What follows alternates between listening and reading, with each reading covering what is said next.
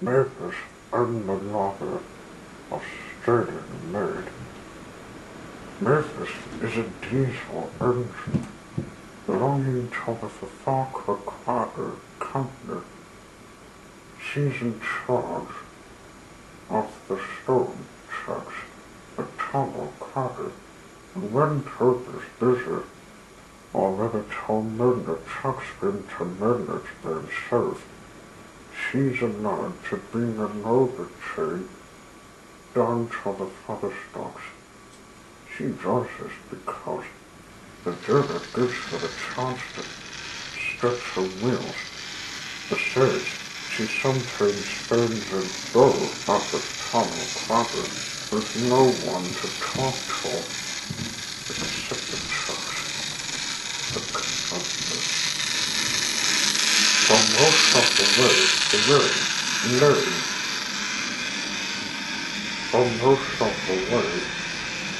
the man runs across the road. Mavis is always very careful, especially at the place where Thomas had another argument with a policeman. The road crosses a lane here, and though there were warning signs, some of the cars and ladders come across too fast. They make Mavis nervous. There'll be an accident one day. Mavis's driver often says as they cross the place, and she feels sure he was right. One day, Mavis was late. The trucks had been in all the wrong places, and she had to waste time sorting them out. As she came along the same lane, she felt them surge against her. "Stop, Percy!" she cried. He left the crossing, and Mavis saw the logger coming towards him. "He'll stop when he sees us," she thought. But she couldn't know the logger driver was not on the island. The last thing he expected to see was a train. Much too fast the logger began to cross the lane. He didn't make it. Mavis hit the back of the logger.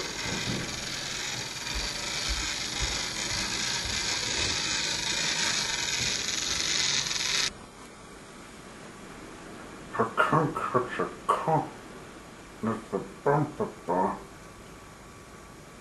It skidded and fell onto one side. Mavis, who had already stopped, watched in horror. "Ouch!" she exclaimed. "That hurt! Didn't push him over, didn't it?" The driver laughed and jumped down. "No one's blaming you," he said, "but I hope the driver's all right."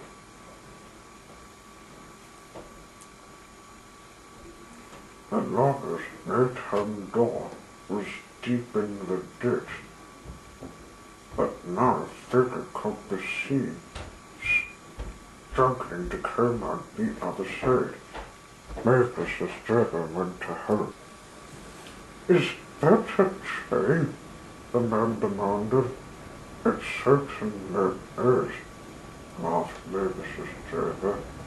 "You must be new here, not to have seen us before." Mavis' thumb was bent, but she wasn't actually hurt. Her owner sent her to be mended, and asked the third controller if he could borrow Toby while she was away. "What about the trucks down here, sir?" Toby asked anxiously. The third controller nodded. "I'm afraid it will mean more work for your person," he said. "But Toby said it's making the owner engine can go up there.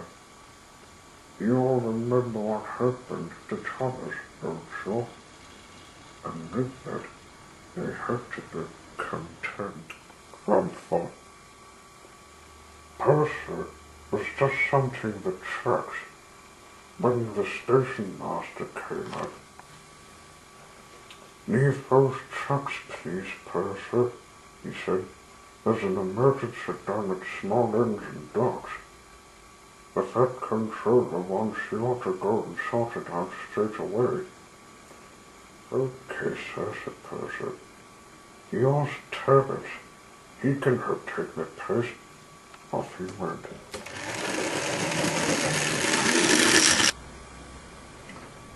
Grandfather was a barge used for carrying stone. He was a disagreeable barge. Nothing was ever right for him. He grumbled unceasingly. Trucks grumbled too, but they weren't a patch on Grandfather.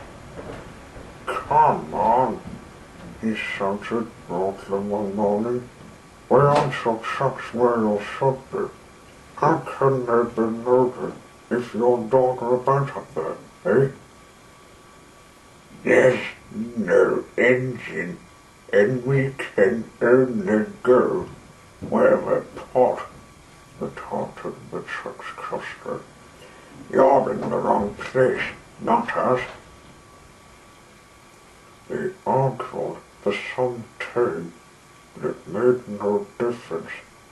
Grandfather was in the wrong place, and he was not due to leave until the next day. He wasn't willing to let a little thing like that to stop him complaining.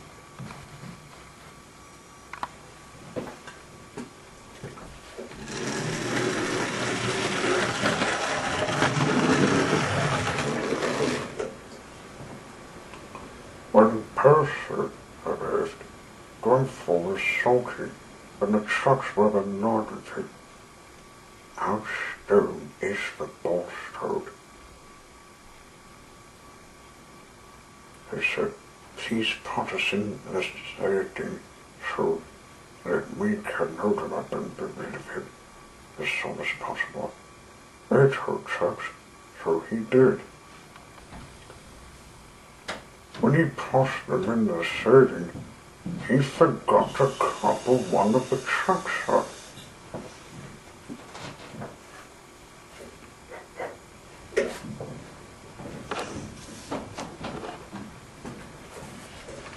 "What? Oh no!" The trucks went running on the pot, straight towards Grandfather, unexpecting at the end. He heard a rattle and a shot or two, but he could see nothing. The first thing he knew of anything wrong was when 4 loaded trucks of stone shot one by one off the end of the cliff to bury themselves in his hold. exclaimed. Who did that? It was me, sorry, Grandpa. Percy looked at the mess he made, and some of the stone was lost. The chunks weren't upset at losing their things, but weren't so bothered about Grandpa. Nothing better nuisance, he was, they said to each other, always barging in and moaning about not being loaded fast enough. They snickered. This time, he got his load faster than he bargained for. Serves him right, they thought Oscars. Percy was kept busy for some time afterwards, clearing up the mess. When the remains of the chunks had been lifted out of the water,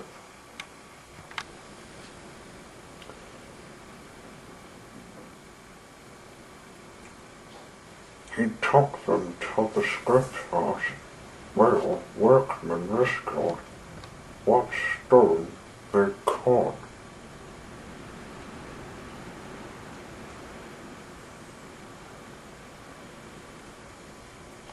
As for Grandpa, when he was going to be taken to the bus place where they can do no harm, the bus visit, I mean, Percy had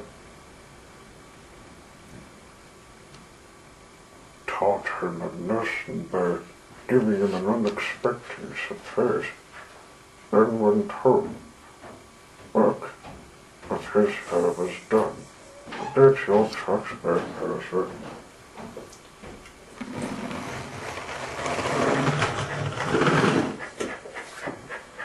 Herbert takes the road, Australian nerd. Well, Percy was away. Terence had done all the shunting in the yard. Adaptable, he boasted. That's what my owner says. And go anywhere, do anything that's new. You'll take Memphis, scrap your rails, burn your antlock like me. Poor, said Percy. Me, plow the field. I prefer to stay on the rails, thank you. Steam engines did plow once upon a time, said Terence, chuckling, on roads. Engines are men that feather the traction engine, and had to admit that Terence was it. It passed 10 neighbors. It took longer than expected, and Terence became used to trundling off tunnel carbon. Each morning, because of Terce's small water tank, his driver and Thurman had arranged with the carbon manager that they should be load the trucks down to the harbour for the stocks at lunchtime instead of later in the day. It saved time too, but Terce would have needed an extra journey to fill his water tank. This way, he delivered the trucks and got water in one visit. Time passed, and the weather became colder, with hard frosts driving the night. Meanwhile, Terce, his fare kept him nice and warm, and he protected the to and fro, arranging the trucks, taking them down to the yard and being back into ones. One night, it was particularly cold. The ground froze solid, and Terce felt chilly. He shivered as he left the shed and set out mid-engine along the lane towards the quarry.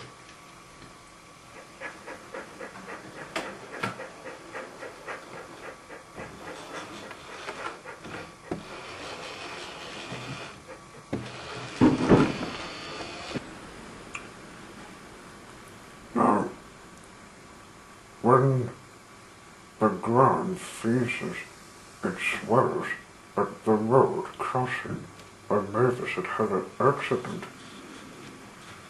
The fast had swollen earth in the ruts, beside the rails so massive.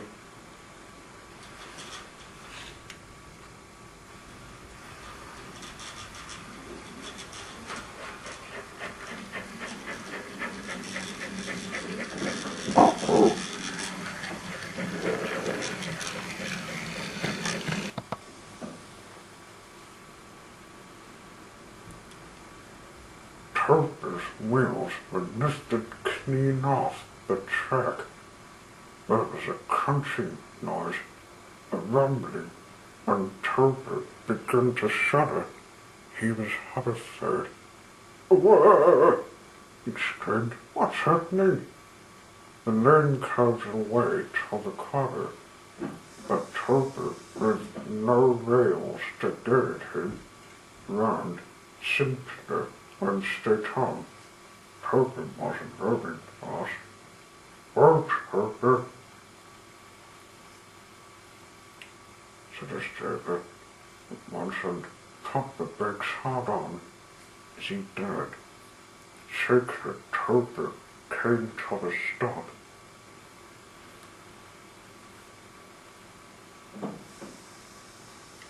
With 6 wheels firmly on the roadway. "Oh, dear," he said, looking at the grass beds in front of him. "Now what?" His fireman jumped down. "No problem," he said. "With care, we can get you back on the rails in no time." "I don't see how," said Toby sadly. Directed by the fireman, the driver carefully brought Toby along the ruts his wheels had just made. At last, with a thud and a jolt, Toby felt the rails safely beneath his wheels. Once more, he heaved a sigh beneath. "Well done, Toby," said his fireman. "Now, Spirit, fuel hot horses from your fair non-written bit, so it doesn't happen again. Then we can get to Tunnel Quarry, and no one will burn the wiser."